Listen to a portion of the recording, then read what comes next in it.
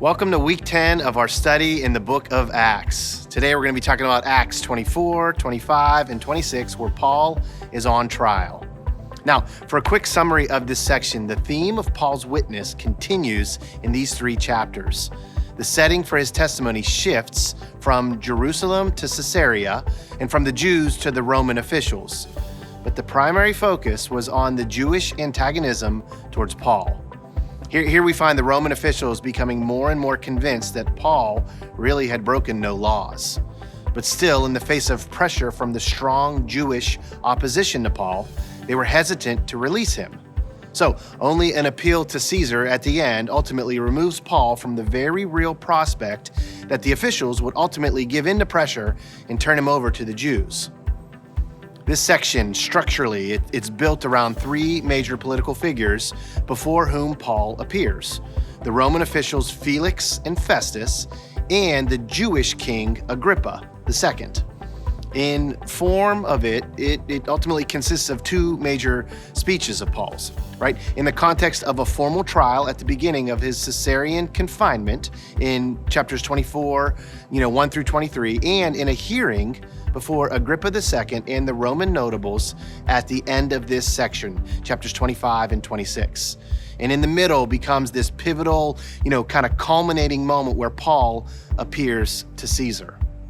Thematically, the major emphasis as we read this section is the same as the previous section, picking up from where we were in week 9. Paul's innocent, right? And he is combining, a defense against this Jewish pressure, right? And there's this battle to release him or keep him and prosecute him, right? And at the end of the day, what Paul is doing is witnessing about Jesus, witnessing and declaring who Jesus is and what he's done in his life.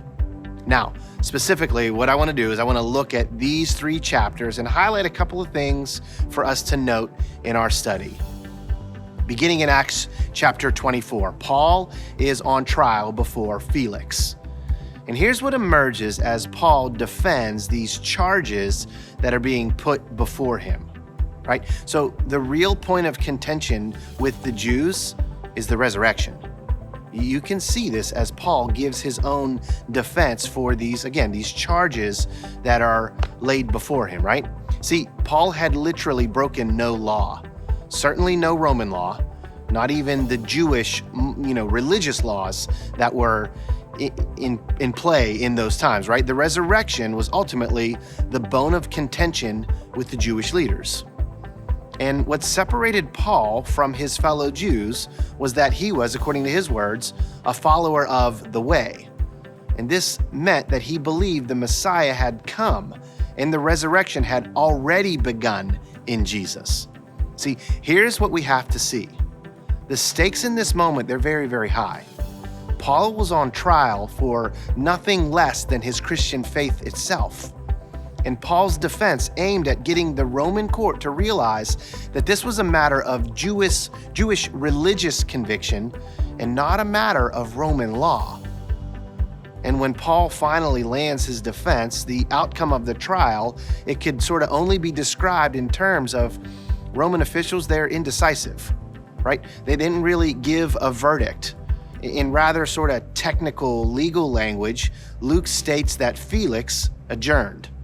He let go and dismissed the proceedings to another time. He sort of punts, right?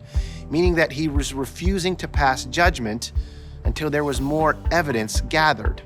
Now, there's a commentator's note that I want to pay attention to, right? Felix's conscience might have really bothered him for doing this. So he had Paul placed under the rather liberal sort of detainment known as military custody. This gave the prisoner considerable movement and allowed free visitation from family and friends.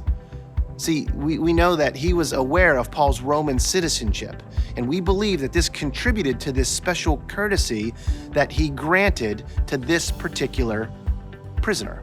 Now, interesting historical note in chapter 24, Felix took the safe way out and kept Paul in prison. He might have done so indefinitely had Felix not been actually removed from office. See, history reveals that the corruption and brutality of his administration, it finally caught up with him. there was an incident of civil strife in Caesarea between the Jewish and Gentile communities there, which Felix, as the leader, he mismanages it, right? And he was decidedly anti-Jewish in his bias. This led to his downfall. This provoked Jewish leaders to send an angry delegation to Rome itself, protesting his leadership, and ultimately leads to his removal. Now, Paul's imprisonment and delaying of a final verdict, it lasted for 2 full years. See, between chapter 24 and 25, 2 full years pass. Think about that in terms of when we feel we are waiting for an answer, or an end to something, or direction for our life. See, Paul was held in limbo or in waiting. And for me, this puts my idea of time into perspective. My own take, I don't believe Paul sat idle. I don't believe he became paralyzed or just stewed about how could this happen to me. I believe Paul had such urgency to his life. We read about it all through the scriptures, that he continued to share what he believed with whomever would listen. To translate, I believe in that 2 years, Paul kept advancing God's kingdom rather than just lamenting in his wait. That's challenging for us today. That's challenging for us in terms of all that we're waiting for, and sometimes where we become paralyzed because we don't yet have an answer. See, waiting doesn't mean inactivity. Now, when you look at Acts chapter 25, there's very little known about the administration of Festus, the next Roman official who would take over leadership, right? But Luke's portrait does not conflict with this. As a matter of fact, he shows Festus as a fair-minded man who wanted to preserve Roman law and justice. And just like Felix, Festus found himself in a tough position, right? He was in the middle of this Jewish pressure, right? And ultimately, what was he going to do? Was he going to compromise, or was he going to administer justice? Because Paul had broken no laws, right? So in this regard, he behaves much like Felix, right? There's actually a lot of parallels between the way Pontius Pilate ruled and administered over Jesus with what Paul's experiencing here too.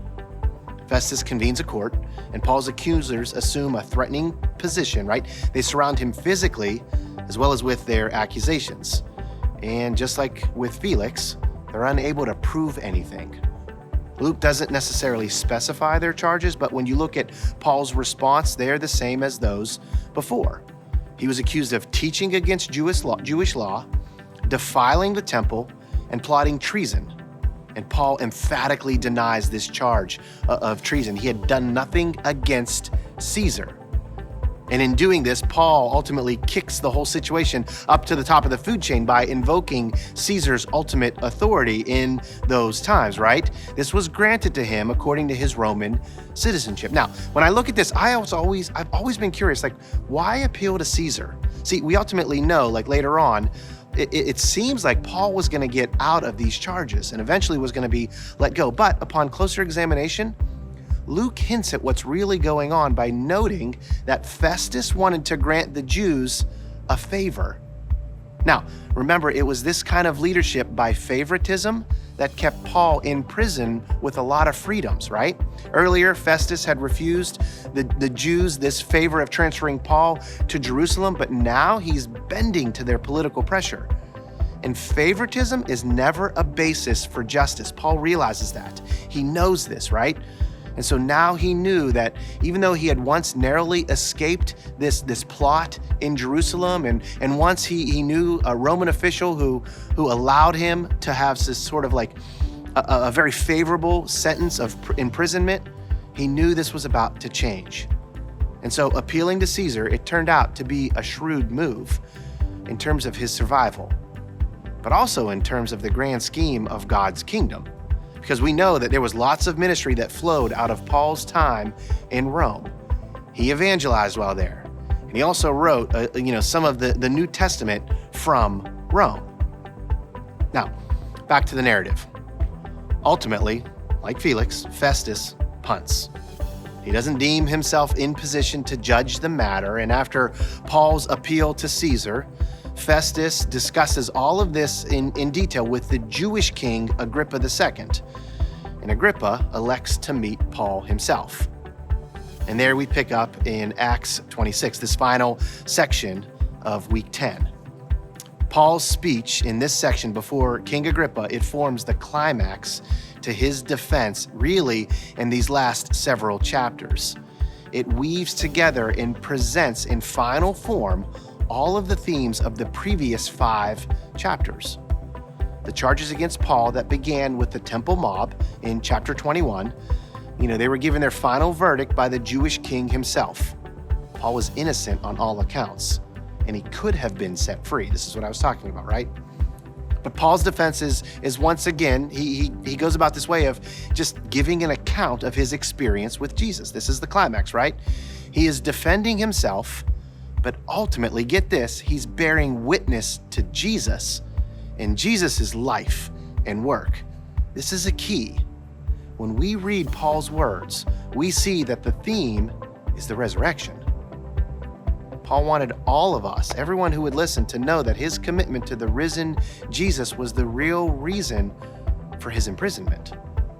See, interesting thing to note from Acts chapter 26, the testimony before Agrippa was actually a fulfillment of Jesus' commission to Paul in Acts chapter 9, that Paul would bear witness before kings, and of Jesus' promise to his disciples that he would give them words and wisdom to make that witness a bold one. This is from Luke 21.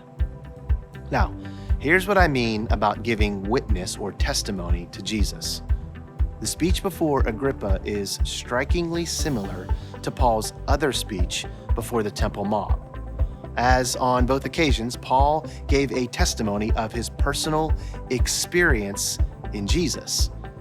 He talks about his thoroughly Jewish upbringing. He talks about his own acts, his persecution of the Christians. He talks about his conversion and then his commission from the risen Jesus. Here's my point. This is a very clear picture of our role and how we should function in evangelism moments. Simply bear witness to Jesus in our life. Any evangelistic moment that we experience is ultimately what Paul is doing. It's about telling the story of Jesus and our experience in following him. See, the picture I see here is Paul talks about his life before Jesus. He talks about how he met Jesus. And then he talks about his life now that he's following Jesus. It's all centered around this idea of the very real resurrection, because the resurrection is a picture of our own salvation experience, from death to life. When we believe that, we experience salvation. See, ultimately, the role of bearing witness to Jesus, it's a key role for every one of us as disciples. All of us who have encountered and placed our faith in the risen Jesus, in Acts 1, we're commissioned to bear witness to that. And the content of how we bear witness is summarized as Jesus is the Son of God who opens the eyes, this is Paul's words, of those who are in darkness, who brings light to the nations. To proclaim Jesus is to bring the light of the gospel, to the dark world. Like, I think Paul does an incredible job of summarizing that and making it about Jesus. You see, the gospel brings light, and it opens eyes, and it breaks chains, and it sets people free through the truth in Jesus. Paul even talks about, turning from the power of Satan to the power of God. Here's my point.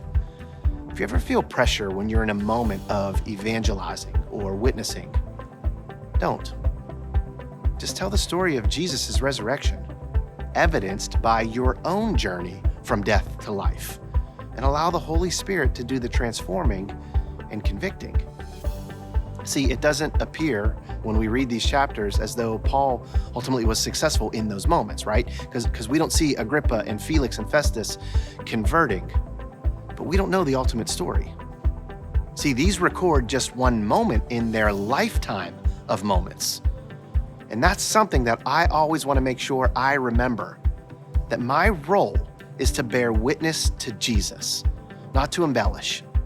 not to twist someone's arm, not to shout or try to cultivate guilt so that someone believes. Simply tell the story and bear witness to Jesus.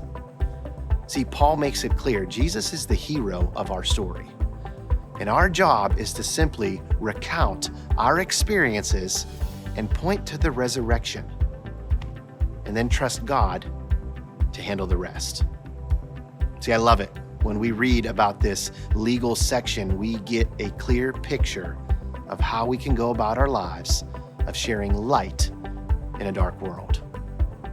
Hey, this has been week 10, Acts chapter 24, 25, and 26. Thanks for tuning in.